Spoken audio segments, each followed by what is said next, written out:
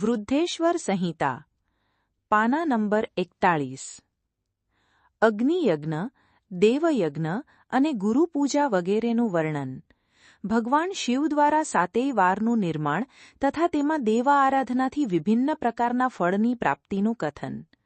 ઋષિઓએ કહ્યું, હે પ્રભુ, અગ્નિયજ્ઞ, દેવયજ્ઞ, ગુરુપૂજા અને બ્રહ્મતૃપ્તિનું અમારી સમક્ષ ક્રમશઃ વર્ણન કરો. સૂતજી બોલ્યા, હે મહર્ષિઓ, ગૃહસ્થ અગ્નિમાં સાયંકાળે અને પ્રાતઃકાળે જે ચોખા વગેરે દ્રવ્યની આહુતિ આપે છે એને અગ્નિયજ્ઞ કહે છે. જે બ્રહ્મચર્ય આશ્રમમાં સ્થિત છે એ બ્રહ્મચારીઓ માટે સમિધાનું આધાન જ અગ્નિયજ્ઞ છે. તે સમિધાનું જ અગ્નિમાં હવન રૂપે આહુતિ આપી દે. હે બ્રાહ્મણ, બ્રહ્મચાર્ય આશ્રમમાં નિવાસ કરનારા દ્વિજોનો જ્યાં સુધી વિવાહ ન થઈ જાય અને એ ઔપાસનાગ્નિની પ્રતિષ્ઠા ન કરી લે ત્યાં સુધી એમને માટે અગ્નિમાં સમિધાની આહુતિ, વ્રત વગેરેનું પાલન તથા વિશેષ યજન વગેરે જ કર્તવ્ય છે. આ જ એમને માટે અગ્નિયજ્ઞ છે. હે દ્વિજો, જેમણે બાહ્ય અગ્નિને વિસર્જિત કરીને સ્વયંના આત્મામાં જ અગ્નિનો આરોપ કરી લીધો છે, એમાં વાનપ્રસ્થીઓ અને સંન્યાસીઓ એ જ હવન અથવા અગ્નિયજ્ઞ છે, જે વિહિત સમય પર હિત, મિત્ર અને શુચિ અન્નનું ભોજન કરે છે. હે બ્રાહ્મણો, સંધ્યાકાળે અગ્નિને આપેલી આહુતિ સંપત્તિ પ્રદાન કરનારી થાય છે એવું જાણવું જોઈએ. સવારે સૂર્યદેવને આપેલી આહુતિ આયુષ્યને વધારનારી છે એ વાત પણ સારી રીતે જાણી લેવી જોઈએ. દિવસમાં અગ્નિદેવ સૂર્યમાં જ પ્રવેશ કરી જાય છે, તેથી સવારે સૂર્યને આપેલી આહુતિ પણ અગ્નિયજ્ઞમાં સમાવિષ્ટ થઈ જાય છે. આ રીતે અગ્નિયજ્ઞનું વર્ણન કર્યું છે. ઇન્દ્ર વગેરે સમસ્ત દેવોને ઉદ્દેશ્યમાં રાખીને અગ્નિમાં જે આહુતિ અપાય છે એને દેવયજ્ઞ સમજવો જોઈએ. સ્થાલીપાક યજ્ઞોને પણ દેવયજ્ઞ જ મનાય છે. લૌકિક અગ્નિમાં પ્રતિષ્ઠિત જે ચૂડાકરણ વગેરે સંસ્કાર નિમિત્તક હવન કર્મ છે તેને પણ દેવયજ્ઞમાં જ જાણવા. હવે બ્રહ્મયજ્ઞનું વર્ણન સાંભળો. દ્વિજોએ દેવતાઓની તૃપ્તિ માટે નિરંતર બ્રહ્મયજ્ઞ કરવો જોઈએ. વેદોનું જે નિત્ય અધ્યયન અથવા સ્વાધ્યાય થાય એ પણ બ્રહ્મયજ્ઞ કહેવાય છે. પ્રાતઃ નિત્ય કર્મ કર્યા પછી સાંજ સુધી બ્રહ્મયજ્ઞ થઈ શકે છે. ત્યાર પછી રાત્રે બ્રહ્મયજ્ઞનું વિધાન નથી.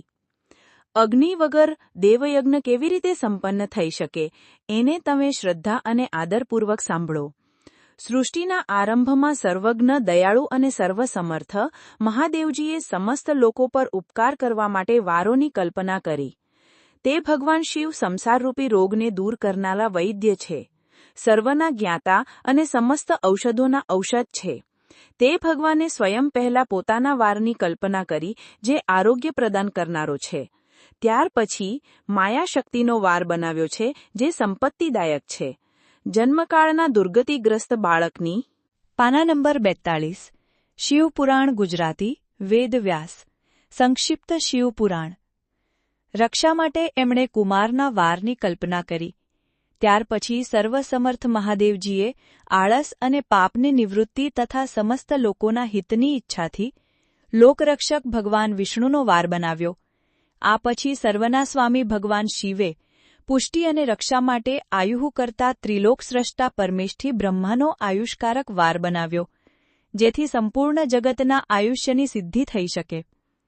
એ પછી ત્રણેય લોકોની વૃદ્ધિ માટે પહેલા પુણ્યપાપની રચના થઈ જવાથી એ પુણ્યપાપ કરનારા લોકોને શુભાશુભ ફળ આપવા માટે ભગવાન શિવે ઇન્દ્ર અને યમના વારોનું નિર્માણ કર્યું. આ બંને વાર ક્રમશઃ ભોગપ્રદાયક તથા લોકોના મૃત્યુભયને દૂર કરનાર છે.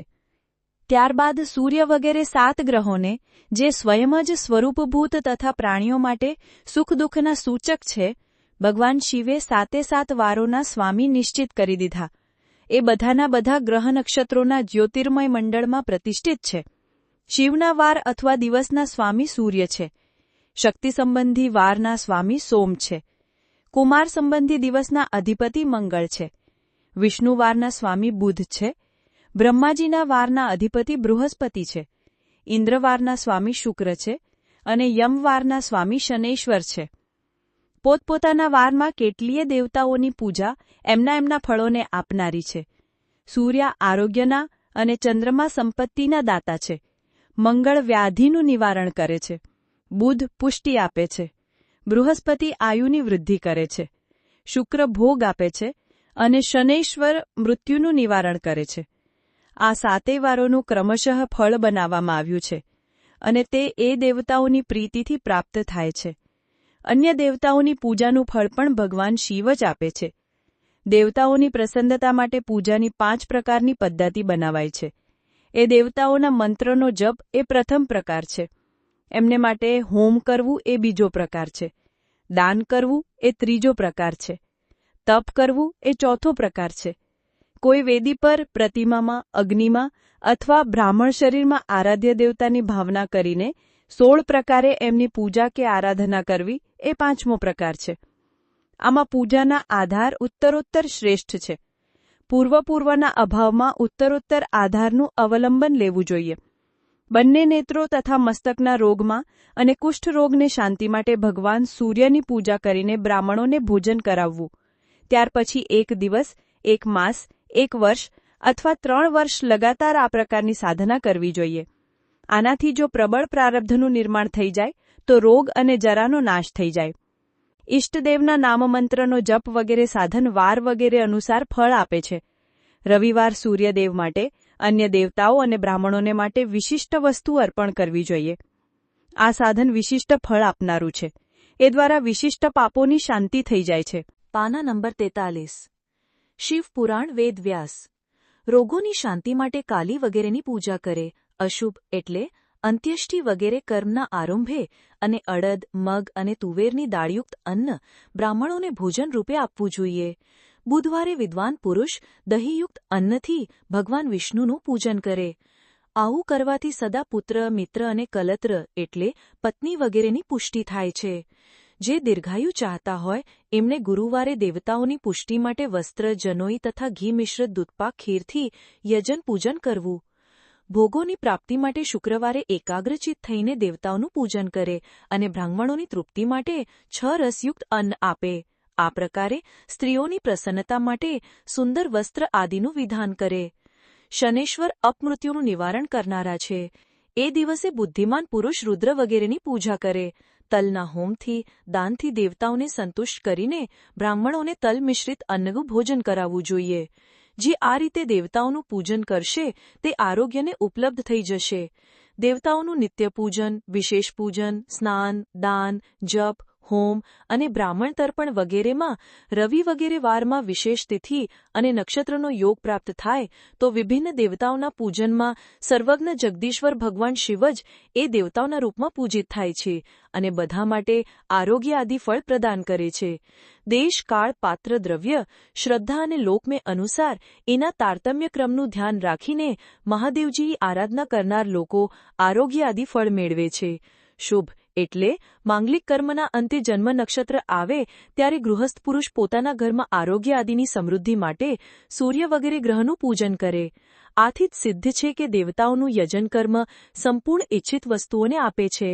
બ્રાહ્મણોનું દેવયજન કર્મ વૈદિક મંત્રો સહિત થવું જોઈએ.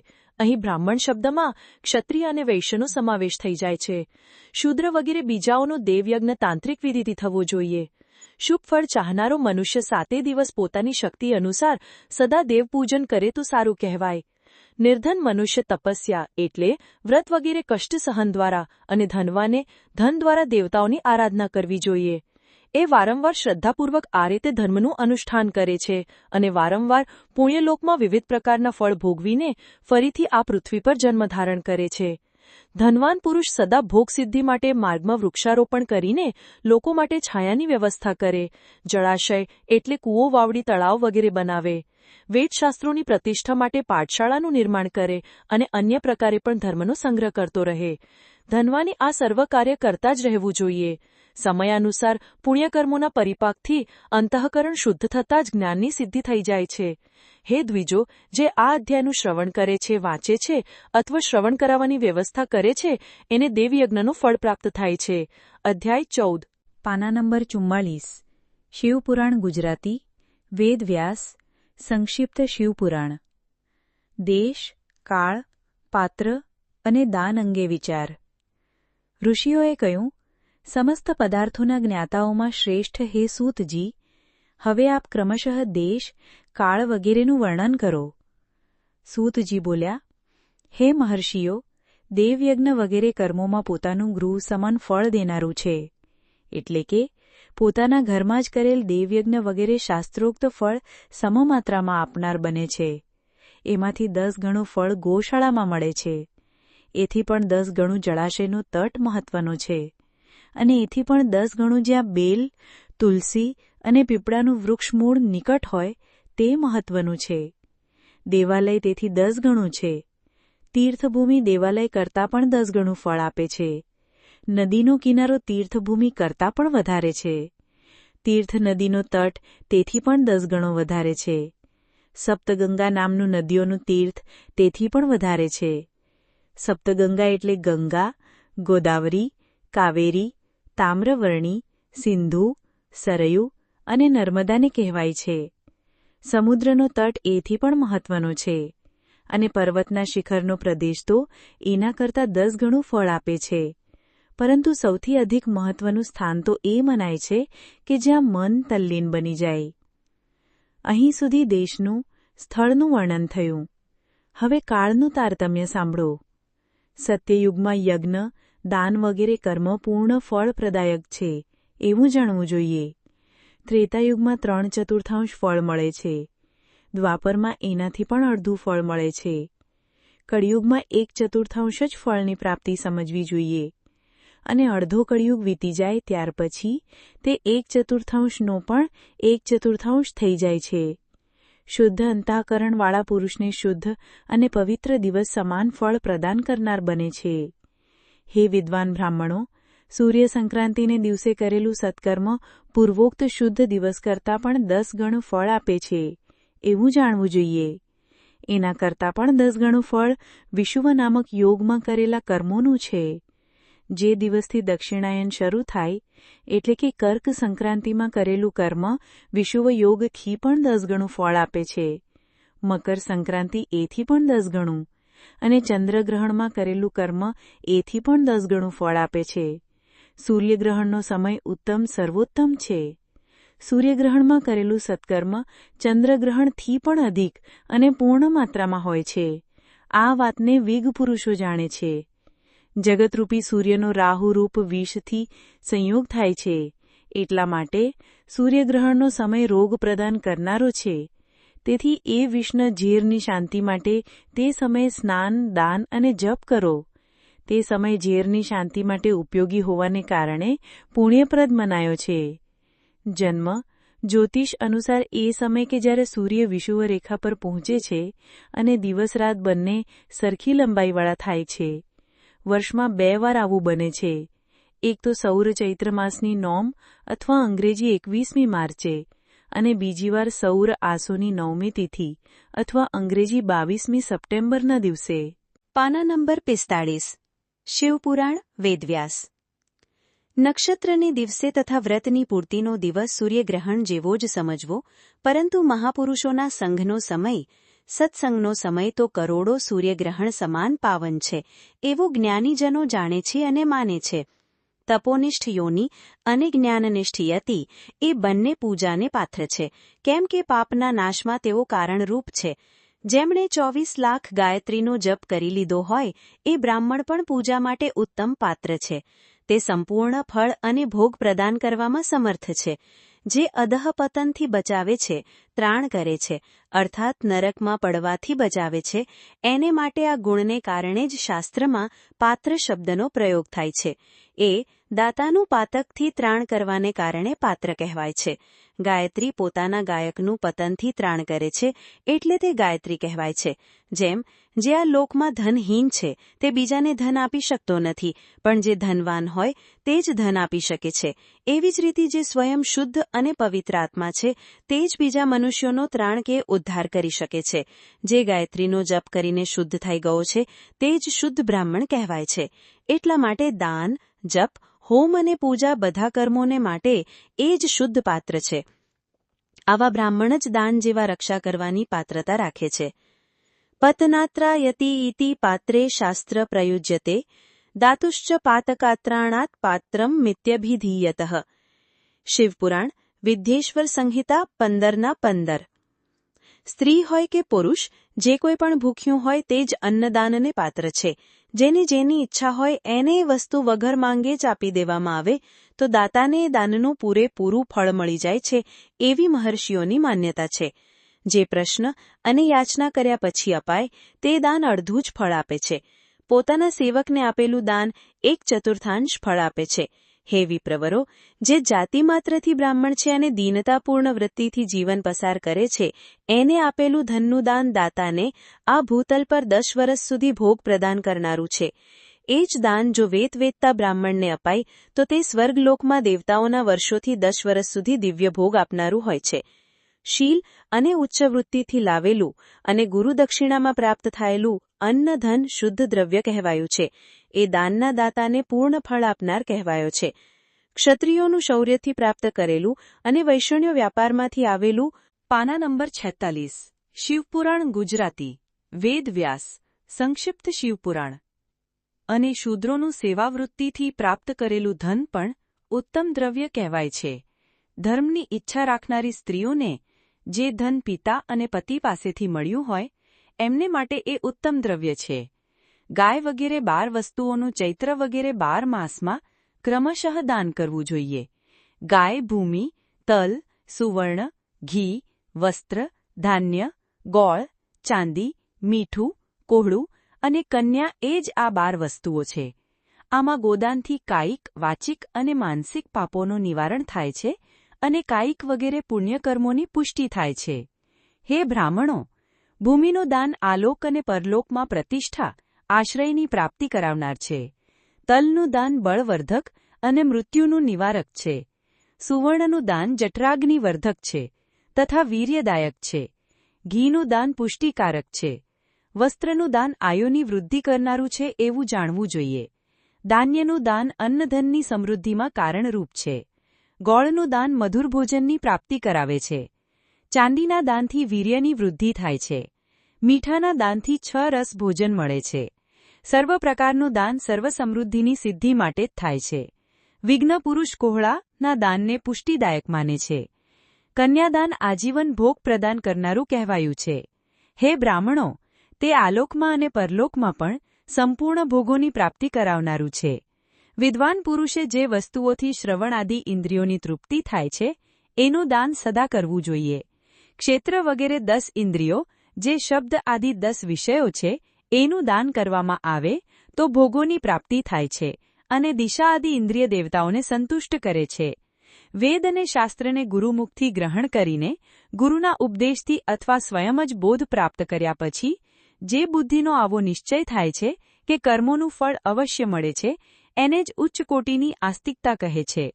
ભાઈબંધુ અથવા રાજાના ભયથી જે આસ્તિકતા બુદ્ધિ અથવા શ્રદ્ધા થાય છે તે કનિષ્ઠ શ્રેણીની આસ્તિકતા છે. જે સર્વથા દરિદ્ર છે, માટે જેની પાસે સર્વ વસ્તુઓનો અભાવ છે, તે વાણી અથવા કર્મ શરીર દ્વારા યજન કરે. મંત્ર, સ્તોત્ર અને જપ વગેરેને વાણી દ્વારા કરેલ યજન સમજવું જોઈએ. તીર્થયાત્રા અને વ્રત વગેરેને વિદ્વાન પુરુષ શારીરિક યજન માને છે. ગમે તે ઉપાયથી થોડું અથવા ઘણું દેવતા અર્પણ બુદ્ધિથી જે કંઈ આપાય અથવા કરાય તે દાન અથવા સત્કર્મ ભોગોની પ્રાપ્તિ કરાવવામાં સમર્થ છે. તપસ્યા અને દાન આ 2 કર્મો મનુષ્યોએ સદા કરવા જોઈએ અને એવા ગૃહનું દાન પણ કરવું જોઈએ જે પોતાના વર્ણ એટલે કે ચમકદમક અથવા સફાઈ અને ગુણ એટલે કે સુખ સગવડથી સુશોભિત હોય. વિદ્વાન પુરુષ દેવતાઓની તૃપ્તિ માટે જે કંઈ આપે છે તે અતિશય માત્રામાં અને સર્વ પ્રકારના ભોગ આપે છે.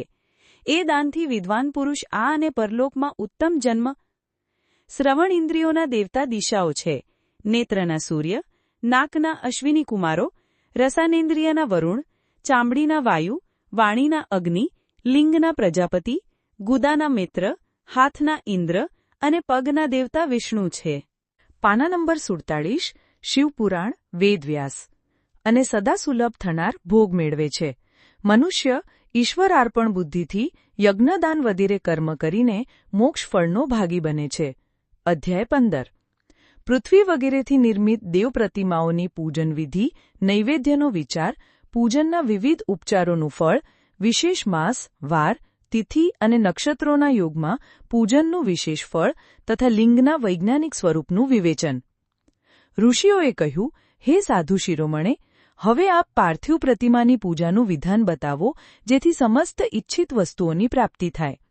સૂતજી બોલ્યા, હે મહર્ષિઓ, તમે લોકોએ બહુ ઉત્તમ વાત પૂછી છે. પાર્થિવ પ્રતિમાનું પૂજન સદા સંપૂર્ણ મનોરથોને આપનારું છે અને દુઃખનું તત્કાળ નિવારક છે. હું એનું વર્ણન કરું છું, તે ધ્યાનપૂર્વક સાંભળો. પૃથ્વી વગેરેથી બનેલી દેવ પ્રતિમાઓની પૂજા આ ભૂતલ પર ઇચ્છિત વસ્તુનું પ્રદાન કરનાર માની ગઈ છે. ચોક્કસ જ આમાં પુરુષોનો અને સ્ત્રીઓનો પણ અધિકાર છે. નદી, તળાવ અથવા કૂવામાં પેસીને પાણીની અંદરથી માટી લઈ આવવી, પછી ગંધચૂર્ણ દ્વારા એનું સંશોધન કરવું અને શુદ્ધ મંડપમાં રાખીને તેને ઝીણું દળવું અને પછી ચાળી લેવું. ત્યાર પછી હાથથી પ્રતિમા બનાવવી અને દૂધથી એનો સુંદર સંસ્કાર કરવો. એ પ્રતિમામાં અંગ પ્રત્યંગ સરસ રીતે પ્રગટ થયેલા હોવા જોઈએ. તે સર્વ પ્રકારના અસ્ત્રશસ્ત્રથી સંપન્ન હોવી જોઈએ. ત્યાર પછી પદ્માસન પર સ્થાપિત કરીને આદરપૂર્વક તેનું પૂજન કરો. ગણેશ, સૂર્ય, વિષ્ણુ, દુર્ગા અને શિવની પ્રતિમાનું, શિવનું અને શિવલિંગનું દ્વિજે સદા પૂજન કરવું જોઈએ. 16 પ્રકારની પૂજાજનિત ફળની સિદ્ધિ માટે 16 ઉપચારો દ્વારા પૂજન કરવું જોઈએ. પુષ્પથી પ્રોક્ષણ અને મંત્રપાઠપૂર્વક અભિષેક કરવો જોઈએ. અઘહનીના ચોખા એટલે કે નવા ચોખા, માગસરના ચોખા, છડ્યા વગરના ચોખાથી નૈવેદ્ય તૈયાર કરો. બધું નૈવેદ્ય 1 કુડવ એટલે લગભગ 5 શેર હોવું જોઈએ. ઘરમાં પાર્થિવ પૂજન માટે 1 કુડવ અને બહાર કોઈ મનુષ્ય દ્વારા સ્થાપિત શિવલિંગની પૂજા માટે 1 પ્રસ્થ એટલે કે શેર જેટલું નૈવેદ્ય તૈયાર કરવું આવશ્યક છે એવું જાણવું જોઈએ. દેવતાઓ દ્વારા સ્થાપિત શિવલિંગ માટે 3 શેર નૈવેદ્ય અર્પિત કરવું ઉચિત છે અને સ્વયં પ્રગટ થયેલા સ્વયંભૂ લિંગ માટે 5 શેર. આવું કરવાથી પૂર્ણ ફળની પ્રાપ્તિ સમજવી જોઈએ. આ રીતે 1000 વાર પૂજા કરવાથી તેને વિદ્વાનો શિવ કહે છે. એનો 8મો ભાગ પ્રસ્થ કહેવાય છે, જે 4 કુડવની બરાબર છે. મનુષ્ય દ્વારા સ્થાપિત શિવલિંગ માટે 10 પ્રસ્થ, ઋષિઓ દ્વારા સ્થાપિત શિવલિંગ માટે 100 પ્રસ્થ અને સ્વયંભૂ શિવલિંગ માટે 1000 પ્રસ્થ નૈવેદ્યનું નિવેદન કરવું જોઈએ અને જળ, તેલ વગેરે અને ગંધદ્રવ્યોની પણ યથાયોગ્ય માત્રા રાખવી જોઈએ. તો એ શિવલિંગોની મહાપૂજા બતાવાઈ છે. દેવતાનો અભિષેક કરવાથી આત્મશુદ્ધિ થાય છે, ગંધથી પુણ્યની પ્રાપ્તિ થાય છે, નૈવેદ્ય ધરવાથી આયુષ્ય વધે છે અને તૃપ્તિ થાય છે. ધૂપ કરવાથી ધનની પ્રાપ્તિ થાય છે, દીપક પ્રગટાવવાથી જ્ઞાનનો ઉદય થાય છે અને તાંબૂલ અર્પણ કરવાથી ભોગની ઉપલબ્ધિ થાય છે. એટલા માટે સ્નાન વગેરે 6 ઉપચારોને યત્નપૂર્વક અર્પિત કરવા જોઈએ. નમસ્કાર અને જપ એ બંને સંપૂર્ણ ઇચ્છિત ફળ દેવાવાળા છે. એટલા માટે ભોગ અને મોક્ષની ઈચ્છા રાખનારે પૂજાના અંતમાં સદા જ જપ અને નમસ્કાર કરવા જોઈએ. માણસે સદા પહેલા મનથી પૂજા કરીને તે પછી તે ઉપચારોથી પૂજા કરવી જોઈએ. દેવતાઓની પૂજાથી તે દેવતાઓના લોકોની પ્રાપ્તિ થાય છે તથા તેમના બીજા અવાંતર લોકમાં પણ યથેષ્ટ ભોગની વસ્તુઓ પ્રાપ્ત થાય છે. હવે હું દેવપૂજાથી પ્રાપ્ત થનાર વિશેષ ફળનું વર્ણન કરું છું. હે દ્વિજો, તમે લોકો શ્રદ્ધાપૂર્વક સાંભળો. વિઘ્નરાજ ગણેશની પૂજાથી ઉત્તમ ઇચ્છિત વસ્તુની પ્રાપ્તિ થાય છે. શુક્રવારે શ્રાવણ અને ભાદરવામાં શુક્લ પક્ષની ચતુર્થીએ અને પોષ માસમાં સતભીષા નક્ષત્ર આવે ત્યારે વિધિપૂર્વક ગણેશજીની પૂજા કરવી જોઈએ. 100 અથવા 1000 દિવસમાં 100 અથવા 1000 વાર પૂજા કરો. દેવતા અને અગ્નિમાં શ્રદ્ધા રાખીને કરેલું એમનું નિત્ય પૂજન મનુષ્યને પુત્ર અને ઇચ્છિત વસ્તુ પ્રદાન કરે છે. તે સમસ્ત પાપોનું શમન કરે છે અને ભિન્ન ભિન્ન દુષ્કર્મોનો વિનાશ કરે છે. વિભિન્ન વારોમાં કેટલી શિવ આદિની પૂજા આત્મશુદ્ધિ પ્રદાન કરનારી સમજવી જોઈએ. વાર અથવા દિવસ, તિથિ, નક્ષત્ર અને યોગને આધાર છે. સમસ્ત કામનાઓને આપનાર છે. એમાં વૃદ્ધિ અને ક્ષય થતા નથી, તેથી એને પૂર્ણ બ્રહ્મ સ્વરૂપ માનવું જોઈએ. સૂર્યોદયથી લઈને બીજા સૂર્યોદય થતા સુધી વારની સ્થિતિ મનાય છે, જે બ્રાહ્મણાદિ સર્વ વર્ણોના કર્મનો આધાર છે. વિહિત તિથિના પૂર્વ ભાગમાં કરેલી દેવપૂજા પૂર્ણ ભોગ પ્રદાયક હોય છે. જો મધ્યાહ્ન પછી તિથિનો આરંભ થતો હોય તો રાત્રિયુક્ત તિથિનો પૂર્વ ભાગ પિતરોનો શ્રાદ્ધ આદિ કર્મ માટે ઉત્તમ મનાયો છે. આવી તિથિનો પરભાગ એ દિવસથી યુક્ત હોય છે, તેથી એ જ દેવકર્મ માટે પ્રશસ્ત મનાયો છે. જો મધ્યાહ્નકાલ સુધી તિથિ પહોંચતી હોય તો ઉદયવ્યાપીની તિથિને જ દેવકાર્યમાં ગ્રહણ કરવી જોઈએ. આવી જ રીતે શુભ તિથિ અને નક્ષત્ર વગેરે જે દેવકાર્યમાં ગ્રાહ્ય મનાય છે, વાર વગેરેનો સારી રીતે વિચાર કરીને પૂજન અને જપ કરવા જોઈએ. વેદોમાં પૂજા શબ્દનો પાના નંબર 49 સંક્ષિપ્ત શિવપુરાણ. અર્થની આ પ્રકારે યોજના કરવામાં આવી છે. પૂજાયતે અનેન ઇતિ પૂજા. આ પૂજા શબ્દની વ્યુત્પત્તિ છે. પૂજાનો અર્થ છે ભોગ અને ફળની સિદ્ધિ. એ જે કર્મથી સંપન્ન થાય છે એનું નામ પૂજા છે. મનોવાંછિત વસ્તુ તથા જ્ઞાન એ જ ઇચ્છિત વસ્તુઓ છે. સકામ ભાવવાળાઓને ઇચ્છિત ભોગ જ અપેક્ષિત છે અને નિષ્કામ ભાવવાળાના અર્થ પારમાર્થિક જ્ઞાન. આ બંને પૂજા શબ્દના અર્થ છે. એની યોજના કરવાથી જ પૂજા શબ્દની સાર્થકતા છે. આ રીતે લોક અને વેદમાં પૂજા શબ્દનો અર્થ વિખ્યાત છે. નિત્ય અને નૈમિત્તિક કર્મ કાલાંતરમાં ફળ આપે છે, પરંતુ કામ્યકર્મનું જો યોગ્ય રીતે અનુષ્ઠાન થયું હોય તો તે તત્કાળ ફળદાયી થાય છે. દરરોજ એક પક્ષ, એક માસ અને એક વર્ષ લગાતાર પૂજન કરવાથી તે કર્મની ફળપ્રાપ્તિ થાય છે અને તેથી એવા જ પાપોનો ક્રમશઃ ક્ષય થાય છે. પ્રત્યેક માસની કૃષ્ણ પક્ષની ચોથે કરેલી મહાગણપતિની પૂજા એક પક્ષના પાપોનો નાશ કરે છે અને એક પક્ષ સુધી ઉત્તમ ભોગરૂપી ફળનું પ્રદાન કરે છે. ચૈત્ર માસમાં ચતુર્થીને દિવસે કરેલી પૂજા એક માસ માટે કરેલા પૂજનનું ફળ દેનારી છે અને જ્યારે સૂર્ય સિંહ રાશિ પર સ્થિત હોય એ સમયે ભાદ્રપદ માસની ચતુર્થીને દિવસે કરેલી ગણેશ પૂજા એક વર્ષ સુધી મનોવાંછિત ભોગનું પ્રદાન કરે છે એવું જાણવું જોઈએ. શ્રાવણ માસના રવિવારે હસ્ત નક્ષત્રયુક્ત સપ્તમી તિથિ તથા માઘ શુક્લ સપ્તમીને દિવસે ભગવાન સૂર્યનું પૂજન કરવું જોઈએ. જેઠ અને ભાદરવા માસના બુધવારે શ્રવણ નક્ષત્રયુક્ત બારસે તથા કેવળ બારસે પણ કરેલું ભગવાન વિષ્ણુનું પૂજન ઇચ્છિત સંપત્તિને આપનારું મનાયું છે. શ્રાવણ માસમાં કરેલી શ્રીહરિ પૂજા અભીષ્ટ મનોરથ અને આરોગ્ય પ્રદાન કરનારી છે. અંગો અને ઉપકરણો સહિત પૂર્વોક્ત ગાય વગેરે 12 વસ્તુઓનું દાન કરવાથી જે ફળની પ્રાપ્તિ થાય છે એને જ દ્વાદશી તિથિમાં આરાધના દ્વારા શ્રી વિષ્ણુની તૃપ્તિ કરીને મનુષ્ય પ્રાપ્ત કરી લે છે. જે દ્વાદશી તિથિને ભગવાન વિષ્ણુના 12 નામ દ્વારા 12 બ્રાહ્મણોનું ષોડશોપચાર પૂજન કરે છે તે એમની પ્રસન્નતા પ્રાપ્ત કરી લે છે. આ રીતે સંપૂર્ણ દેવતાઓથી વિભિન્ન 12 નામો દ્વારા કરેલું 12 બ્રાહ્મણોનું પૂજન તે દેવોને પ્રસન્ન કરનારું બને છે. કર્ક સંક્રાંતિથી યુક્ત શ્રાવણ માસમાં 9મી તિથિએ વૃક્ષિરા નક્ષત્રના યોગમાં અંબિકાનું પૂજન કરો. તે સંપૂર્ણ મનોવાંછિત ભોગ અને ફળ આપશે. ઐશ્વર્યની ઈચ્છા રાખનારે એ દિવસે અવશ્ય એમની પૂજા કરવી જોઈએ. આસો માસની શુક્લ પક્ષની 9મી તિથિ સંપૂર્ણ ઇચ્છિત ફળ આપનારી છે. એ જ માસની વદ 14 જો રવિવાર હોય તો એ દિવસનું મહત્વ વધી જાય છે. એની સાથે સાથે જો આર્દ્રા અને મહાર્દ્રા એટલે કે સૂર્ય સંક્રાંતિથી યુક્ત આર્દ્રાનો યોગ હોય તો ઉક્ત અવસરે કરેલી શિવપૂજાનું વિશેષ મહત્વ મનાયું છે. માઘ માસની કૃષ્ણ પક્ષની 14મીને દિવસે કરેલી શિવજીની પૂજા સંપૂર્ણ અભીષ્ટ ફળને આપનારી છે. તે મનુષ્યોના આયુષ્યને વધારે છે, મૃત્યુના કષ્ટને દૂર કરે છે. પાના નંબર 50 સંક્ષિપ્ત શિવપુરાણ. અને સમસ્ત સિદ્ધિઓની પ્રાપ્તિ કરાવે છે.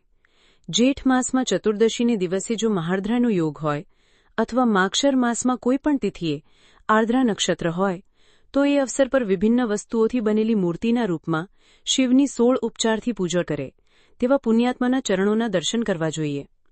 ભગવાન શિવની પૂજા મનુષ્યને ભોગ અને મોક્ષ પ્રદાન કરનારી છે. કારતક માસમાં તો પ્રત્યેક વાર અને તિથિએ મહાદેવજીની પૂજાનું વિશેષ મહત્વ છે. કારતક માસ આવે ત્યારે વિદ્વાન પુરુષ દાન, તપ, હોમ, જપ અને નિયમો વગેરે દ્વારા સમસ્ત દેવતાઓનું ષોડશોપચારથી પૂજન કરે છે. એ પૂજનમાં દેવ પ્રતિમા, બ્રાહ્મણ તથા મંત્રોનો ઉપયોગ આવશ્યક છે. બ્રાહ્મણોને ભોજન કરાવવાથી પણ તે પૂજન કર્મ સંપન્ન થઈ જાય છે. પૂજકે કામનાઓનો ત્યાગ કરીને પીડા રહિત એટલે કે શાંત થઈને દેવારાધનમાં તત્પર રહેવું જોઈએ. કારતક માસમાં દેવતાઓનું યજન પૂજન સમસ્ત ભોગોનું પ્રદાન કરે છે, વ્યાધિઓને દૂર કરે છે, ભૂત અને ગ્રહોના વિનાશ કરે છે. કારતક માસમાં રવિવારે ભગવાન સૂર્યની પૂજા કરવાથી અને તેલ અને સુતરાઉ વસ્ત્ર આપવાથી મનુષ્યોના કોઢ વગેરે રોગોનો નાશ થાય છે. હરડે કાળા મરી, વસ્ત્ર અને ખીરા એટલે કે કાકડી જેવું ફળ વગેરેનું દાન અને બ્રાહ્મણોની પ્રતિષ્ઠા કરવાથી ક્ષય રોગનો નાશ થાય છે. દીવો અને સરસવના દાનથી મૃગી એટલે કે તાણ આવવી નો રોગ મટી જાય છે. કૃતિકા નક્ષત્રથી યુક્ત સોમવારે કરેલું શિવજીનું પૂજન મનુષ્યોના મહાન દારિદ્ર્યને મટાડે છે અને સંપૂર્ણ સંપત્તિદાયક બને છે.